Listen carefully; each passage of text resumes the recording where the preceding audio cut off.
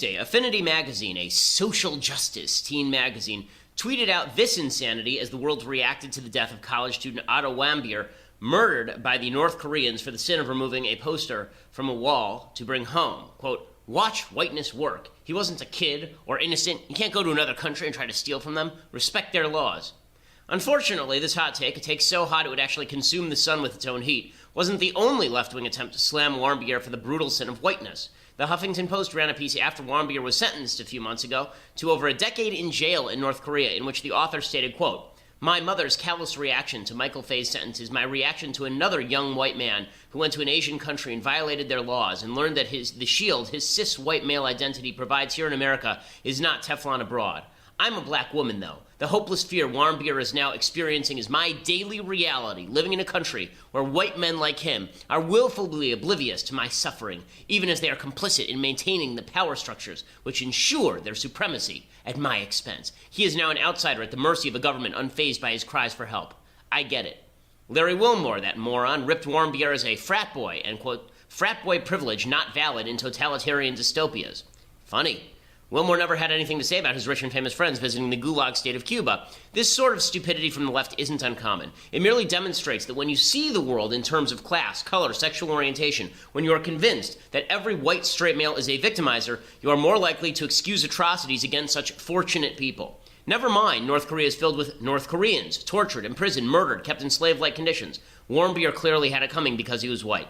Extended to the politics of the United States, this sort of moral garbage leads to the breakdown of society. If you believe that every terrible thing that happens to a member of an outgroup is justified, you are a tribalist. Leftist politicians have spent decades pandering to such tribalism, and in response, there's been an upsurge of tribalism from the anti-left. The victims, like Otto Warmbier, remain victims, but if we fail to see them as victims because we're too concerned with the color of their skin, we become their victimizers too. I'm Ben Shapiro. This is The Ben Shapiro Show. All right, so, there's a lot of news breaking out of North Korea. We're going to talk about that and the history of how we got to where we are in North Korea and what it tells us about foreign policy. For those who missed the news yesterday, this is just an awful, awful, awful story. Otto Warmbier is a 22-year-old University of Virginia student. He was apprehended by the North Korean government and imprisoned for 17 months. Why? What did he do? Supposedly, he attempted to steal a propaganda sign praising North Korean dictator Kim Jong-un from a hotel. And then last week he was released, you recall, but he was released in a coma, and then he died at a Cincinnati hospital surrounded by his family. They released a statement, the family did. They said, "It is our sad duty to report that our son, Otto Warmbier, has completed his journey home. Surrounded by his loving family, Otto died today at 2:20 p.m. It would be easy at a moment like this to focus on all that we lost, future time that won't be spent with a warm, engaging, brilliant young man whose curiosity and enthusiasm for life knew no bounds. But we choose to focus on the time we were given to be with this remarkable person. You can tell from the outpouring of emotion from the communities that he touched, Wyoming, Ohio, University of Virginia, just to name two, that the love for Otto went well beyond his immediate family. When Otto returned to Cincinnati late on June 13th, he was unable to speak, unable to see, unable to react to verbal comments. He looked very uncomfortable, almost anguished. Although we would never hear his voice again, within a day the countenance of his face changed. He was at peace. He was home. We believe he could sense that. We thank everyone around the world who has kept him and our family in our thoughts and prayers. We are at peace and at home, too." Just horrifying, horrifying story. Basically, there's no question that the North Korean government essentially beat the living crap out of him. They said that botulism and a sleeping pill had led to the coma, which is just nuts. U.S. doctor said that's just a lie. A spokesman for the U.S. State Department said the sentence meted out to Warmbier was a response to U.S. sanctions against North Korea for its nuclear activities. Warmbier's father said his son was forced to confess and he was detained for political purposes. He was active in Theta Chi fraternity and the Hillel campus organization, it's a Jewish campus organization. He was salutatorian at his high school. He was detained at Pyongyang airport. The North Koreans claimed that he entered the country under the guise of a tourist and plotted to destroy North Korean unity with the, quote, tacit connivance of the U.S. government and under its manipulation. Apparently, he said that he confessed to stealing a piece of North Korean propaganda. His confession said that he stole the banner for the mother of a friend who wanted it as a souvenir to hang on the church at home. He said he was offered a used car worth $10,000 as payment if he was detained and didn't return. $200,000 would be paid to his mother in the form of a charitable donation. He said that he took the chance because his family was suffering from very severe financial difficulties. He also said he was urged to steal the poster by a semi-secret ring society. His confession said, "I never should have allowed myself to be lured by the United States administration to commit a crime in this country." No question he was coerced into doing all of this. He said, "I entirely beg you, the people and the government of the DPRK, for your forgiveness. Please, I made the worst mistake of my life." And apparently, according to his parents, they said that the Obama administration urged them to keep quiet. Fred said they feel you don't get involved that way. It lets the other side solve problems and make things happen. He said there's no excuse for the way the North Koreans treated our son. Well, obviously, it is an act of war, technically, for a foreign government to detain, torture, and murder an American citizen. This is horrific beyond all measure. It truly is. Here was President Trump's response to the news that Otto Warmbier died yesterday. Here's what he had to say. We were so happy to see him, even though he was in very tough condition, but he just passed away a little while ago. It's a brutal regime, and we'll be able to handle it. Okay, well, it's a weak statement, but honest to goodness, I don't know what people expect from Trump at this point. There are some measures that Trump could pursue against North Korea. Mainly, he needs to pursue sanctions against the Chinese government that sponsors North Korea, and that means cracking down on Chinese banks that sponsor North Korea. One of the problems here is, of course, that with some 13,000 artillery pieces pointed at Seoul, not all of which can hit the city in South Korea, but many of which can, the notion of a first strike on North Korea carries significant risk. The Chinese government's not going to do much to hamper Kim Jong-un, but obviously, aside from sanctions, we ought to increase propaganda into North Korea. We ought to push to throw North Korea out of the United Nations, for whatever that's worth. And we ought to consider, as I say, taking financial measures against the Chinese government, which has been sponsoring and keeping Kim Jong-un's evil regime in power for the last 50-odd years. Eric Bolling considered the possibility on Fox News that maybe we should preemptively strike North Korea over this. This is being directly affected by this North Korean crazy dictator. It may be time for a preemptive strike. Now, is that realistic to do a preemptive strike on North Korea? I don't know all the military details. You'd have to ask General Mattis about it. I'm sure that we have considered the possibility. I do want to trace, however, I think it's important because this has ramifications for general American foreign policy. I do want to trace for a second, leave aside the left's evil reaction to Otto Warmbier's original conviction for a moment, which is just totally evil. I want to point out that when it comes to American foreign policy is sort of like a comedy of errors. Have you ever seen a comedy of errors, like a Shakespearean comedy of errors?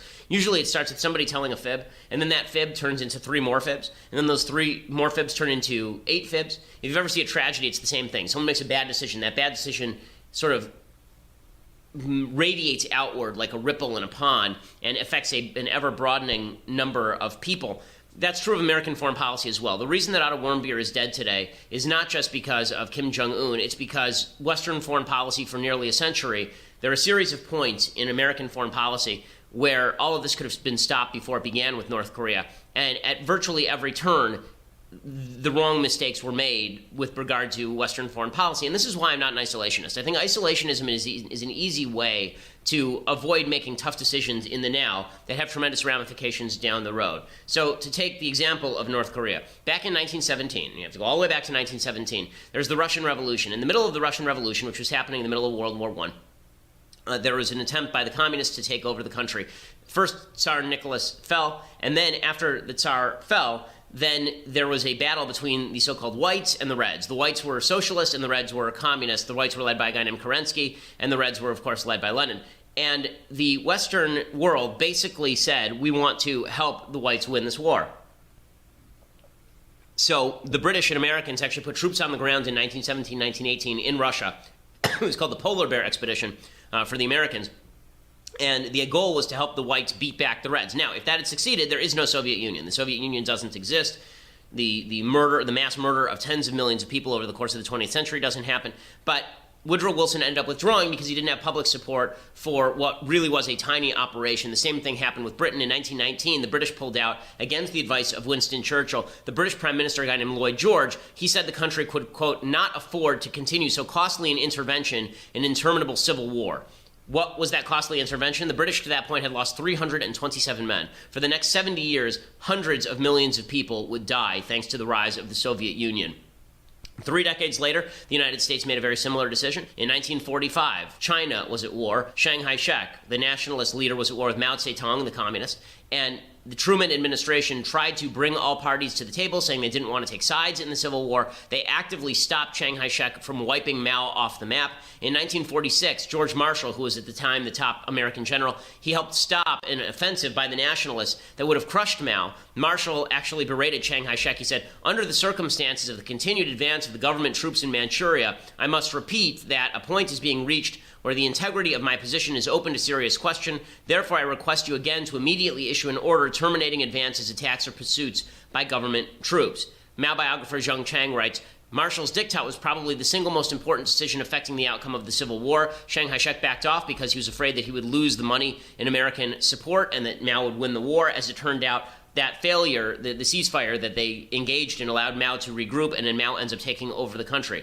How does this have ramifications for North Korea? Well, without Mao, there is no North Korea. Remember that the Korean War begins when the Chinese government decides that they are going to intervene and help out the North Korean communists, and they cross into South Korea as well over that 38th parallel.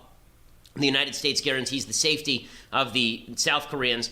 We cross back over the 38th parallel and we drive them all the way back up to the Yalu River, at which point the Chinese pour 200,000 men over the border. General Douglas MacArthur at that point said, okay, let's bomb the Chinese bases, let's topple the Chinese government, let's have the nationalists come in and let's bring Chiang Kai-shek back, and let's knock out the Chinese communists and from Taiwan. And Truman says, no, we can't do that. So South Korea is preserved as an independent republic, but North Korea falls to the communists in essentially late 1950. Now, does that mean that Truman made the right decision? You know, it's sort of unclear. This is one of those historical what-ifs that we're never going to know the answer to. Obviously, it would have been an even more costly war if we had not withdrawn below the 38th parallel. However, it is important to note that at each step along this chain, smaller sacrifices, because we avoided them, end up mandating larger interventions, right? If we had intervened in the Soviet Union in 1917, before it's the Soviet Union, maybe it costs a certain amount of money and a relatively small number of troops, each one of which is a tragedy, but when we're talking about foreign policy, you do have to talk about numbers.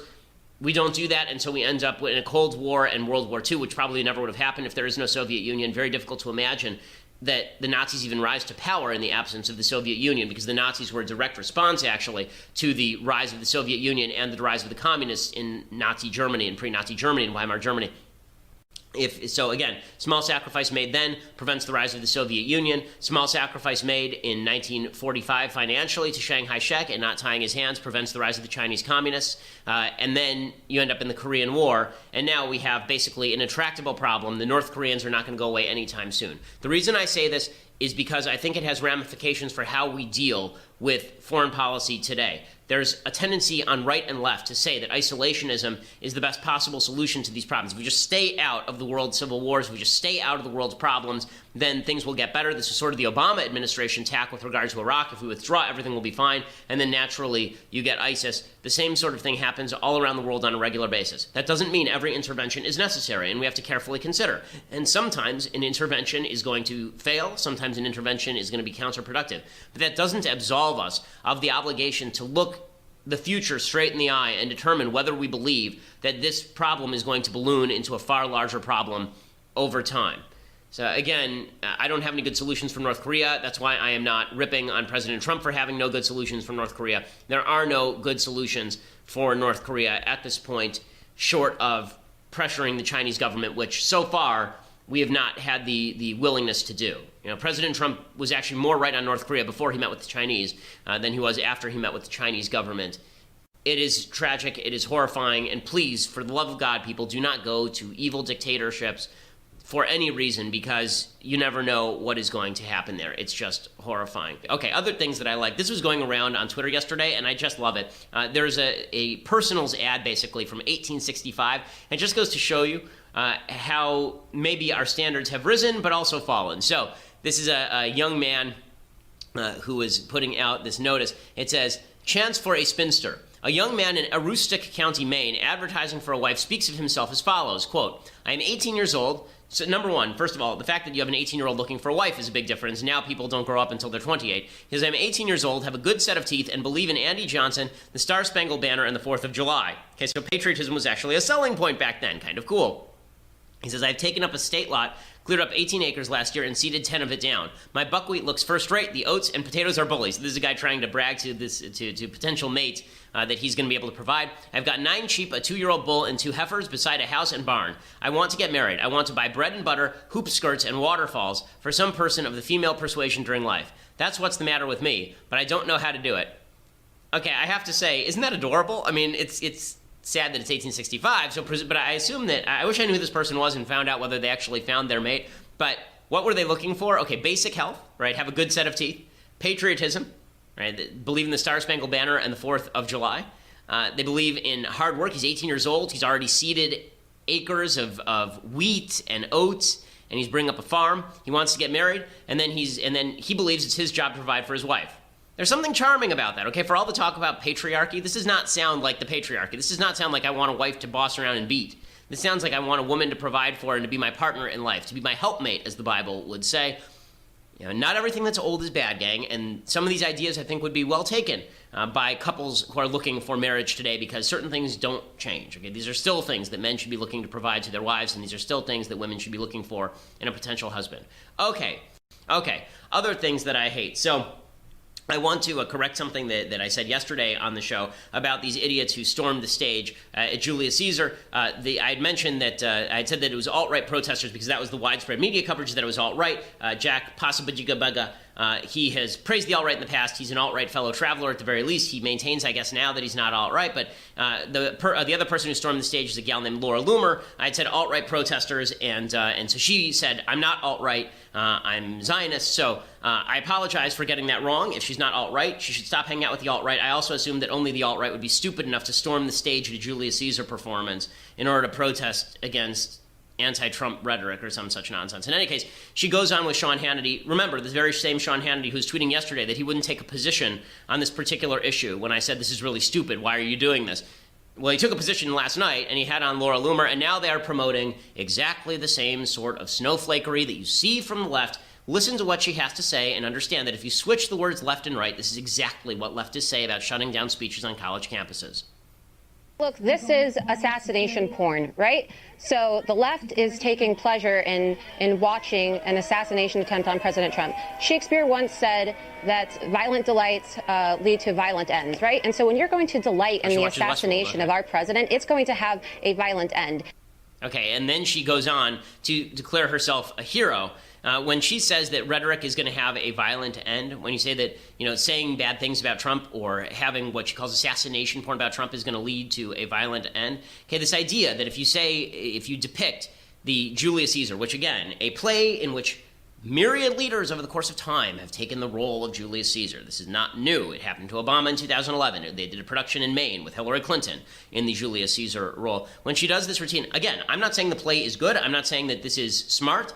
I don't think it is. In fact, in Deconstructing the Culture, I'm going to explain exactly what I do think the problem is with plays like this. But this idea that rhetoric innately leads to violence, even when it's not calling for violence, the idea that this is excuse to shut down other people's free speech, to shut down the play, as Laura Loomer wanted to do, or that she saved Trump's life by shutting down the play. I mean, I guess not all heroes wear capes, gang, but I'm pretty sure it's the Secret Service doing that job and not Laura Loomer shutting down a play for a bunch of effete liberals in New York City. Have you seen that crowd? You really think that crowd, like, these are the people who are going to go out and attempt assassinations? Okay, it's a bunch of snobbish liberals going to see Shakespeare in the Park. Give me a break.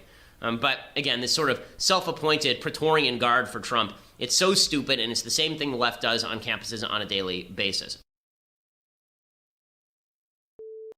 The left has just become a bunch of people signaling to each other that they are woke. Now, does that mean that everything is going to break into violence, that people are going to kill each other? No, but what it does mean is it's very difficult to have a conversation with people on the other side of the aisle when you are actively suggesting all the time that all of their motivations are bad, that they are cruel and evil and nasty when it's all character attacks. I made this point in the book Bullies that I wrote 4 years ago that was a New York Times bestseller. So I'm not new to this argument, okay? I've been arguing the left has been doing this for years. None of that justifies me saying that this Moby video should be taken offline, for example, or running up into the middle of a Julius Caesar production and proclaiming that you saved Trump's life.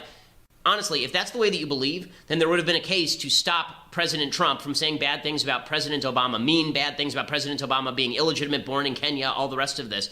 And then he becomes president of the United States on the basis of some of that, gins up support on the basis of some of that. It works both ways, folks. This is not to say that the right is equally as abhorrent as the left when it comes to these sorts of character attacks. I don't think it's even close. But the minute that you start equating words with violence, you get yourself into trouble. So two things can be true at once. One, this stuff can be bubble stupid, as my friend John Nolte says. This stuff can be bubble stupid and damaging to the social fabric. And two, it does not cause violence that necessitates or justifies you shutting down people's exercise of free speech that you find abhorrent. This is really, really not difficult stuff. Okay, other deconstructing the culture. So a couple of weeks ago, this month marks the 50th anniversary of the Sgt. Pepper album. Now, I know that there are a lot of people who are addicted to the Beatles, love the Beatles. A couple of things came out this month that I think are wonderful. One is that Yoko Ono admitted that she basically got a co-writing credit on Imagine. So you don't have to blame Lennon anymore for the stupidity of the song Imagine, legitimately the worst song ever written in the history of humanity. Instead, you can blame Yoko Ono, who basically destroyed the Beatles. But there are a lot of people who worship at the altar of the Beatles. I'm not one of these people. I understand their musical talents. I understand they certainly knew how to create a catchy tune. McCartney's exactitude about his sound was legendary, obviously. But I want to talk about their impact on the culture, because the Beatles' impact on the culture was largely negative. They came around, and when they first started, a lot of what they did was sort of innocent pop rock, and then they got in this very drug-infused period. So the album Revolver is really a reflection of their descent into drugs and madness a little bit. There are a couple songs on the album that are obviously inspired by LSD. The song She Said was an LSD song written by John Lennon after having visited with Peter Fonda, who slipped surreptitiously, I believe, LSD into his drink, and then all the Beatles except for Paul tried LSD, which is why Paul refused to play on this particular song. It's actually George playing the bass on this particular song. But here is the song She Said, which originally was He Said, and was supposed to be about Peter Fonda.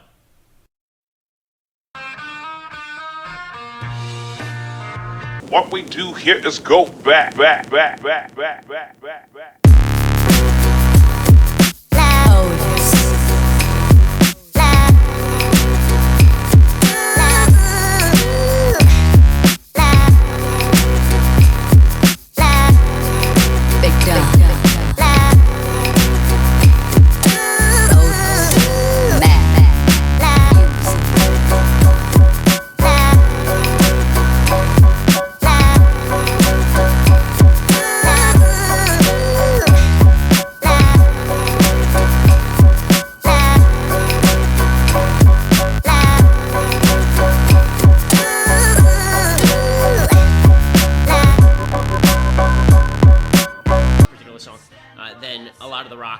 It's certainly not more sophisticated than the jazz that was contemporary with it and came before it. So it was a step forward in some ways in rock, but it was also a step forward into the drug culture. The Beatles had been doing pot regularly since Bob Dylan introduced them to it in 1964, and it starts coming across on a lot of their songs. Half of the Revolver album is basically about drugs. The song Tomorrow Never Knows is also about the use of LSD, apparently.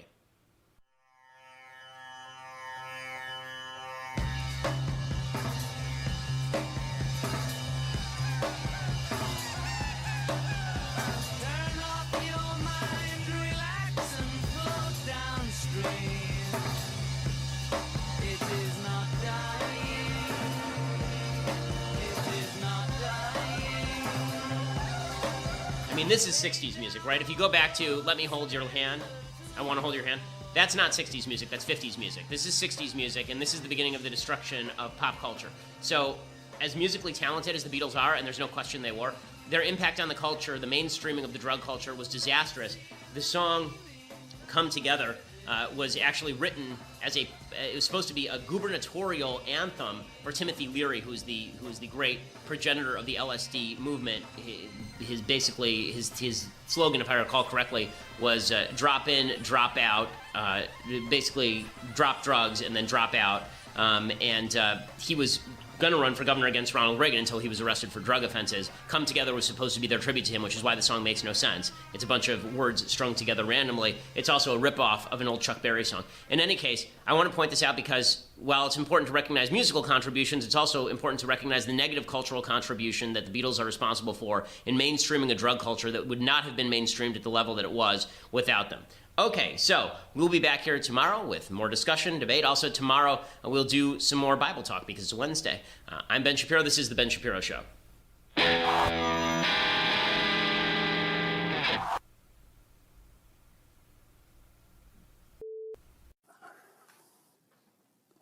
Well, I'll talk to you a little bit now about the concentration camp. Concentration camps were established, they were established in England, Germany, Russia, China, Cambodia, and Yugoslavia. And in the Soviet Union, the estimates, these are estimates that were derived by Solzhenitsyn, were that 66 million people died in internal repression in the Soviet Union between 1919 and 1959. That's a figure that's 10 times as great as the figures that are commonly used to describe the genocide rate in the Holocaust, which was more like 6 million. And Solzhenitsyn also estimated, but no one knows, that 100 million people died in China during Mao's Cultural Revolution, when Mao decided that he was going to wipe out all of Chinese tradition and destroyed much of the ancient artifacts that characterized that tradition in a riotous catastrophe that lasted more than a decade. Solzhenitsyn says, the imagination and strength, spiritual strength of Shakespeare's evildoers stopped short at a dozen corpses because they had no ideology. That's what gives evil doing its long-sought justification and gives the evildoer the necessary steadfastness and determination. That's the social theory which helps to make his acts seem good instead of bad in his own eyes and others. This was how the agents of the Inquisition fortified their wills, by invoking Christianity. The conqueror of foreign lands by extolling the grandeur of their motherland. The colonizers by civilization. The Nazis by race. And the Jacobins, early and late, by equality, brotherhood, and the happiness of future generations. Without evildoers, there would have been no archipelago. The archipelago, the Gulag archipelago, is Solzhenitsyn's metaphor for the prison camps, like the prison camps that exist now in North Korea, in which millions of people are starving and dying. For the prison camps that littered the entire Soviet Union. And those cultures became so pathological that in East Germany, for example, before the wall fell down, and East Germany was arguably one of the more civilized parts of the Soviet state, 1 person out of 3 was a government informer. So if you have a family of 5 people, there's a reasonable probability that 2 of them are going to tell a government agent what you say and think. And that was also portrayed as the highest possible moral virtue, because it was much better for you to be an admirable citizen of the state than, say, a loyal daughter. And that's what children were taught in school, that the family was a defunct unit and that individual relationships were secondary, and that all that mattered was adherence to the dogma that constituted the central axioms of the state. This is Solzhenitsyn's description of how communist ideological uniformity was enforced in the prison camps. An anonymous author is told how executions were carried out at Adak, a camp on the Pechora River. They would take the opposition members with their things out of the camp compound on a prisoner transport at night, and outside the compound stood the small house of the 3rd section. The condemned men were taken into a room one at a time, and there the camp guards sprang on them. Their mouths were stuffed with something soft, and their arms were bound with cords behind their backs. Then they were led out into the courtyard where harnessed carts were waiting. The bound prisoners were piled on the carts, from 5 to 7 at a time, and driven off to the Gorka, the camp cemetery. On arrival, they were tipped into big pits that had already been prepared and buried alive. Not out of brutality. No. It had been ascertained that when dragging and lifting them, it was much easier to cope with living people than with corpses. The work went on for many nights at Adak, and that is how the moral political unity of our party was achieved.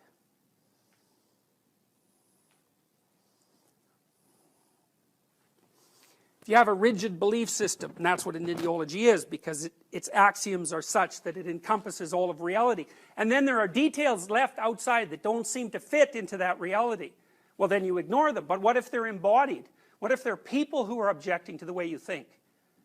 Well, the equivalent to repressing evidence that runs contrary to your theory is the murder of people who object to what you say. And those two things are linked much tighter than you would think. You know, you might think, well, I would never do something like the communists did in the evangelization of my beliefs. But the truth of the matter is that in general, people will do such things if they're granted the opportunity and provided with the proper apparatus.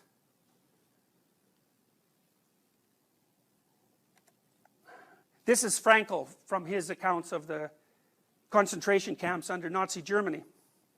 The most ghastly moment of the 24 hours of camp life was the awakening, when, at a still nocturnal hour, the 3 shrill blows of a whistle tore us pitilessly from our exhausted sleep and from the longings in our dreams.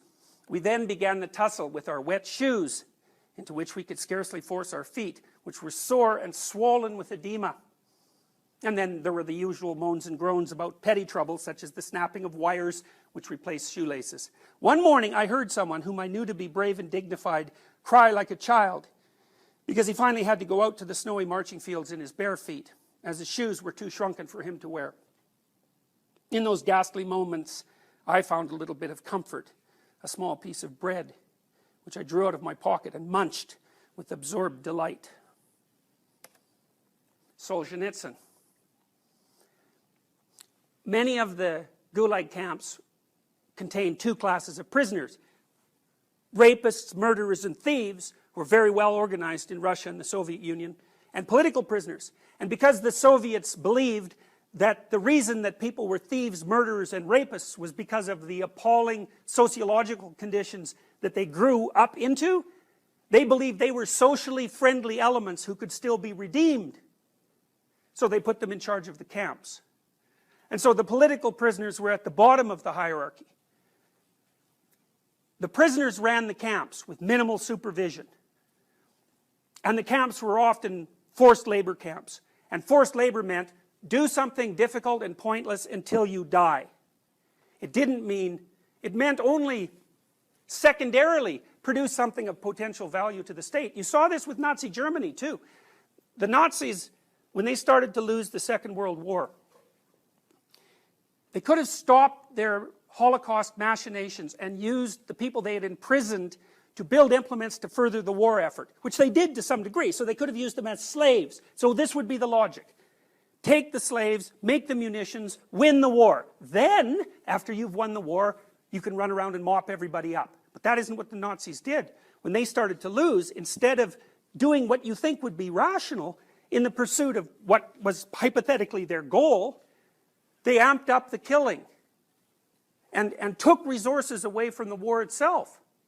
And so the conclusion that's reasonable to draw from that is that the killing was the purpose of the war.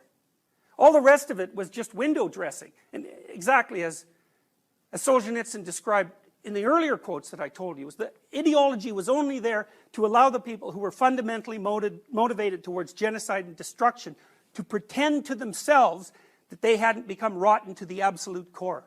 But when push came to shove and they had to show where their allegiances lie, they weren't even valid followers of the Nazi Party, because they put the continued pursuit of death above their own survival, even as an ideology. And that's how ideology degenerates. And part of the reason for that is that the narrower the box that you stuff yourself into, the weaker your character becomes. Because there's nothing left of you. You're just a shell that has demons in it. But you're still the sort of thing that can suffer. And so if you cram everything you are into a box, a small, tight box, and you get rid of everything that doesn't fit, you get rid of everything in you that makes life bearable. And then life becomes unbearable. And then if life becomes unbearable, well then, of course, you're motivated to do nothing but to take revenge on it. Because why wouldn't you? If all you were doing was suffering stupidly and meaninglessly, how could you possibly show a positive face to yourself and to the rest of humanity? In cold lower than 60 degrees below zero, work days were written off. In other words, on such days, the records showed that the workers had not gone out to work. They were often digging canals on the frozen Siberian prairie by hand. There was one canal, I think it was on the Volga River, but I can't remember precisely. Stalin killed 300,000 people in a single winter, digging it by hand. And when it was done, it was so shallow that no ships could use it. The record showed that the workers had not gone out to work, but they chased them out anyway, and whatever they squeezed out of them on those days was added to the other days, thereby raising the percentages. And the servile medical section wrote off those who froze to death on such cold days on some other basis. And the ones who were left, who could no longer walk and were straining every sinew to crawl along on all fours on the way back to camp, the convoy simply shot so that they wouldn't escape before they could come back to get them. This is from William Blake. O rose, thou art sick, the invisible worm that flies in the night, in the howling storm, hath found out thy bed of crimson joy, and his dark secret love does thy life destroy. This is Solzhenitsyn. Fire, fire. The branches crackle and the night wind of late autumn blows the flame of the bonfire back and forth. The compound is dark. I'm alone at the bonfire, and I can bring it still some more carpenter's shavings. This compound here is a privileged one. So privileged that it's almost as if I were out in freedom. This is an island of paradise. This is the Marfino Sharashka, a scientific institute staffed by engineers, staffed with prisoners, in its most privileged period. No one is overseeing me, calling me to a cell, chasing me away from the bonfire. And even then, it is chilly in the penetrating wind. But she, who has already been standing in the wind for hours, her arms straight down, her head drooping, weeping, and then growing numb and still. And then again she begs piteously, "Citizen Chief, please forgive me. I won't do it again." The wind carries her moan to me, just as if she were moaning next to my ear. The Citizen Chief at the gatehouse fires up his stove and does not answer. This was the gatehouse of the camp next door to us, from which workers came into our compound to lay water pipes and repair the old ramshackle seminary building. Across from me, beyond the artfully intertwined, many-stranded barbed wire barricade, and 2 steps away from the gatehouse, beneath a bright lantern, stood the punished girl, head hanging, the wind tugging at her gray work skirt, her feet growing numb from the cold, and a thin scarf over her head. It had been warm during the day when they had been digging a ditch on our territory. And another girl, slipping down into a ravine, had crawled her way to the Vladikino highway and escaped. The guard had bungled. And Moscow city buses ran right along the highway. When they caught on, it was too late to catch her. They raised the alarm. A mean, dark major arrived and shouted that if they failed to catch the girl, the entire camp would be deprived of visits and parcels for a whole month because of her escape. And the women brigadiers went into a rage, and they were all shouting, one of them in particular, who kept viciously rolling her eyes. "Oh, I hope they catch her, the bitch. I hope they take scissors and clip, clip, take off all her hair in front of the lineup." This wasn't something she had thought up herself. This is the way they punished women in the Gulag. But the girl who was now standing outside the gatehouse in the cold had sighed and said instead, "At least she can have a good time out in freedom for all of us." The jailer overheard what she said, and now she was being punished. Everyone else had been taken off to the camp, but she had been set outside there to stand at attention in front of the gatehouse. This had been at 6 p.m., and it was now 11 p.m. She tried to shift from one foot to another, but the guard struck out his head and shouted, "Stand at attention, whore, or it will be worse for you." And now she was not moving, only weeping. "Forgive me, Citizen Chief. Let me into the camp. I won't do it anymore." But even in the camp, no one was about to say to her, "All right, idiot, come on in." The reason they were keeping her out there so long was that the next day was Sunday, and she would not be needed for work. Such a straw blonde, naive, uneducated slip of a girl. She had been imprisoned for some spool of thread. What a dangerous thought you expressed there, little sister. They want to teach you a lesson for the rest of your life. Fire, fire. We fought the war. And we looked into the bonfires to see what kind of victory it would be. The wind wafted a glowing husk from the bonfire. To that flame in you, girl, I promise the whole wide world will read about you. From Milton. This is from Paradise Lost. Milton wrote Paradise Lost just before the rise of the nation states, and Milton also had the intuition that there was something wrong with rationality, and he identified rationality with the mythology of Satan. And in the mythology of Satan, Satan was represented as the highest angel in God's heavenly kingdom. So you can think about that as the highest psychological function, who had rebelled against God and was then cast into hell. And the idea, there's an idea that's being expressed by Milton. He was one of the foremost poetic geniuses of the English language, Milton and Shakespeare.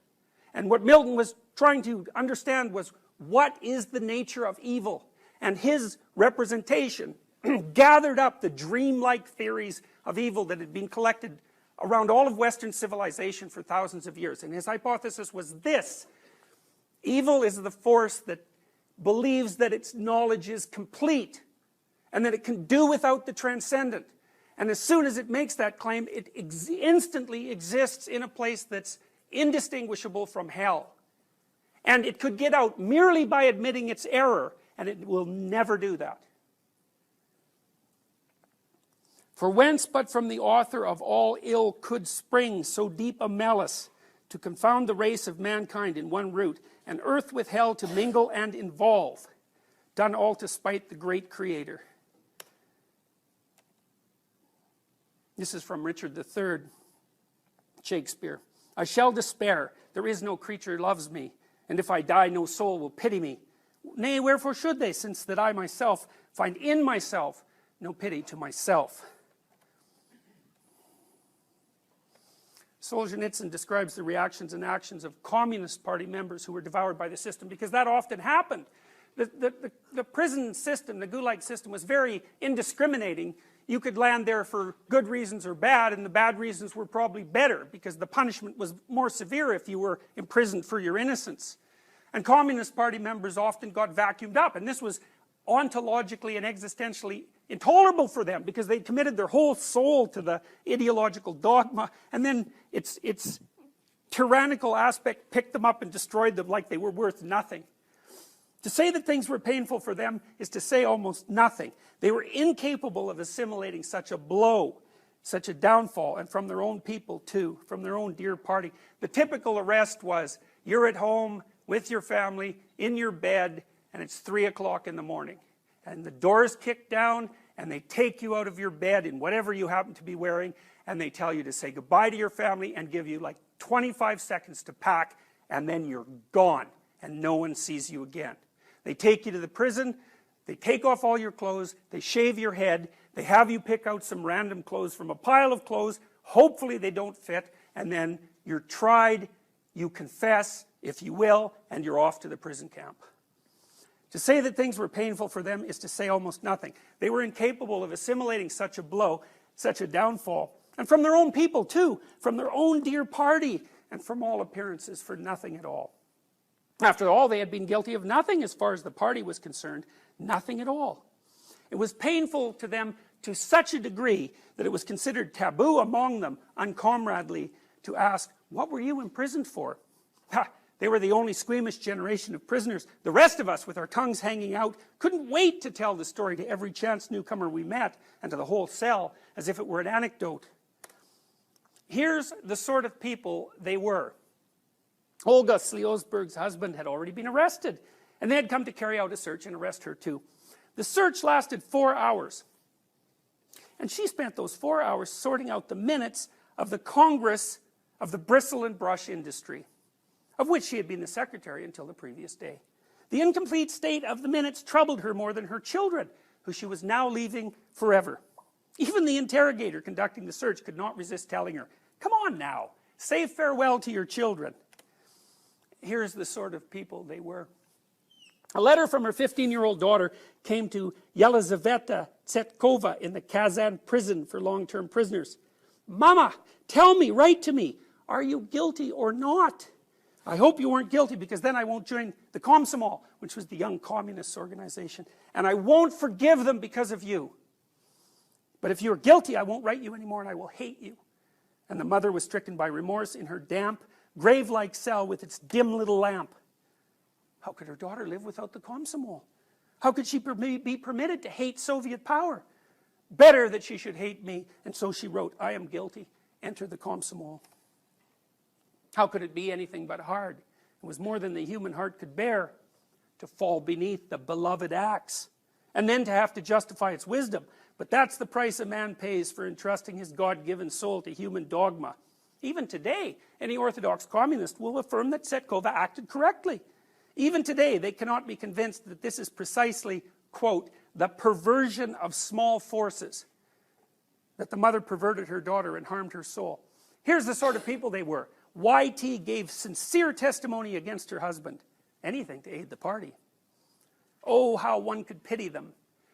If they at least had come to comprehend their former wretchedness, this whole chapter could have been written quite differently if today at least they had forsaken their earlier views. But it happened the way Maria Danielin had dreamed it would. If I leave here someday, I am going to live as if nothing had taken place. Loyalty? In our view, it's just plain pig-headedness. Those devotees to the theories of development construed loyalty to that development to mean renunciation to any personal development whatsoever. As Nikolai Adamovich Vilenchuk said after serving 17 years, we believed in the party and we were not mistaken. Is this loyalty or pig-headedness? No, it was not for show and not out of hypocrisy. Hypocrisy that they argued in the cells in defense of all the government's actions. They needed ideological arguments in order to hold on to a sense of their own rightness. Otherwise, insanity was not far off. This is from Paradise Lost. So, in this scene, Satan is cast into hell, and it's because of his rebellion against the transcendent, his idea that he himself is sufficient. This is his statement to his crew. Farewell, happy fields, where joy forever dwells. Hail, horrors. Hail, infernal world, and thou profundest hell. Receive thy new possessor. One who brings a mind not to be changed by place or time. The mind is its own place, and in itself can make a heaven of hell, or hell of heaven. What matters where, if I be still the same, and what I should be, all but less than he whom thunder hath made greater? Here at least we shall be free. The Almighty hath not built here for his envy, will not drive us hence. Here we may reign secure, and in my choice. To reign is worth ambition, though in hell. Better to reign in hell than serve in heaven.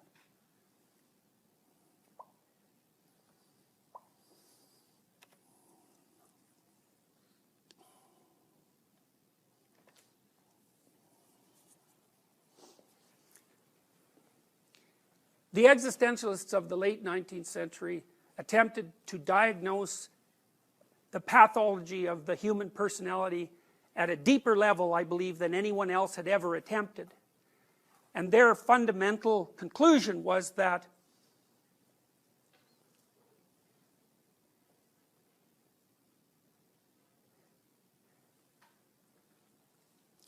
the destruction by rationality of the evolved systems of meaning that people had previously lived within had undermined the psychological strength of each individual, divorced from their own history.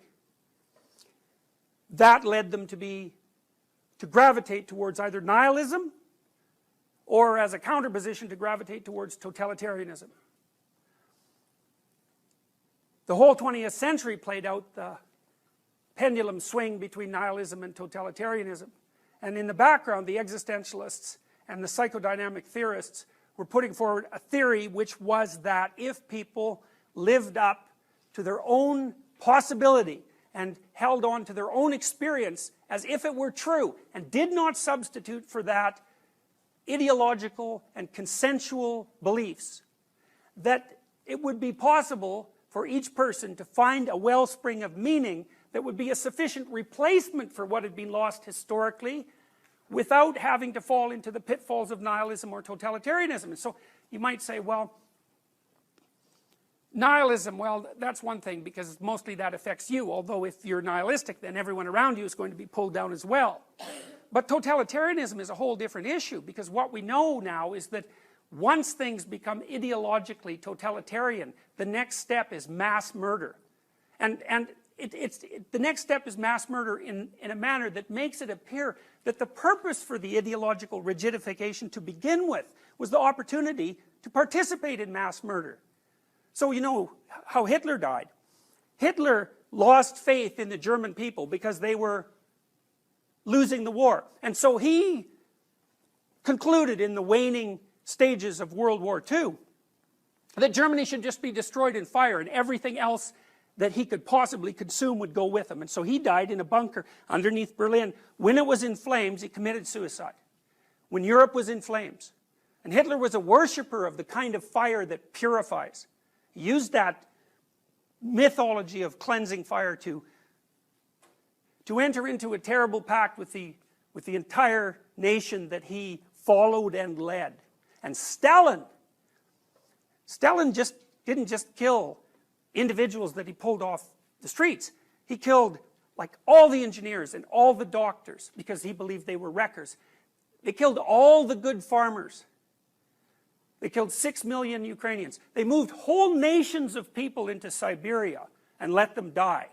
And there's every bit of evidence there is suggests that what Stalin was doing was practicing murderous genocide on an ever larger scale and hoping that it would culminate in a thermonuclear war. And we escaped that just by a thread. The existentialists make the claim, which I think is a remarkable and powerful claim, that the way out of those catastrophic situations is not through political action per se, or it's not going to be resolved by one party defeating another or one position defeating another.